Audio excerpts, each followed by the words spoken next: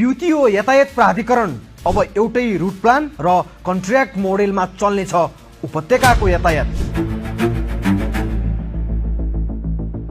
काठमाडौँको सडकमा चल्ने सार्वजनिक यातायात वर्षौंदेखि एउटा यस्तो चक्रव्यूहमा फसेको छ जहाँ यात्री निरीह छन् र बिचौलियाहरू बलिया।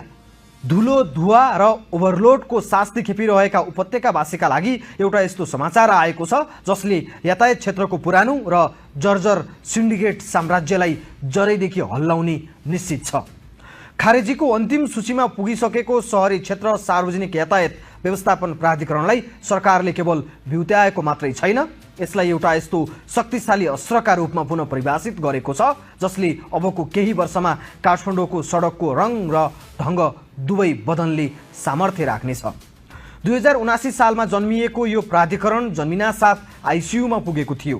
प्रशासनिक खर्च कटौतीको नाममा अघिल्लो सरकारले यसको हत्या गर्ने निर्णय गर्दा धेरैले ठानेका थिए काठमाडौँको यातायात सुधारको सपना अब इतिहास भयो। 2 वर्षसम्म एकजना पनि पूर्णकालीन कर्मचारी नपाएको सडक विभागका हाकिमले पार्ट टाइममा चलाएको यो संस्था मृतप्राय थियो।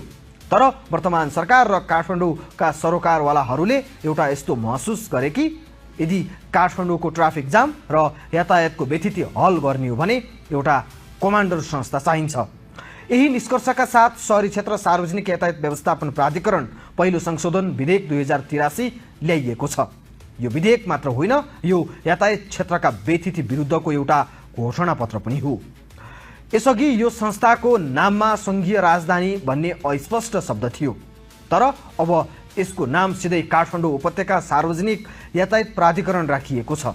यसले के सन्देश दिन्छ भने अब काठमाडौँ, ललितपुर र भक्तपुरको यातायातलाई टुक्रा टुक्रामा होइन एउटै संरचनामा हेरिनेछ। संशोधित विधेयकले सेवा प्रदायकको परिभाषालाई आकाश जत्तिकै फराकिलो बनाइदिएको छ। अब बस चलाउने कम्पनी मात्र होइन, डिजिटल भाडा उठाउने, विज्ञापन गर्ने र व्यवस्थापन गर्ने कम्पनीहरूलाई पनि प्राधिकरणले आफ्नो दायरामा ल्याएको छ। यो भनेको यातायातलाई पुरानो बस व्यवसायीबाट आधुनिक कर्पोरेट सेवामा रूपान्तरण गर्ने प्रयास पनि हो।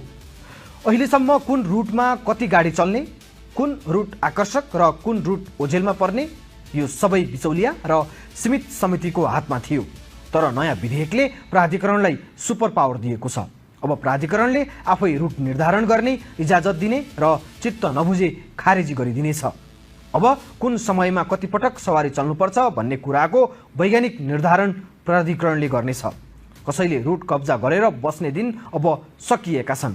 यदि कुनै कम्पनीले रात्रिकालीन सेवा वा दुर्गम रुटमा सेवा दिन हिचकिचाएमा प्राधिकरण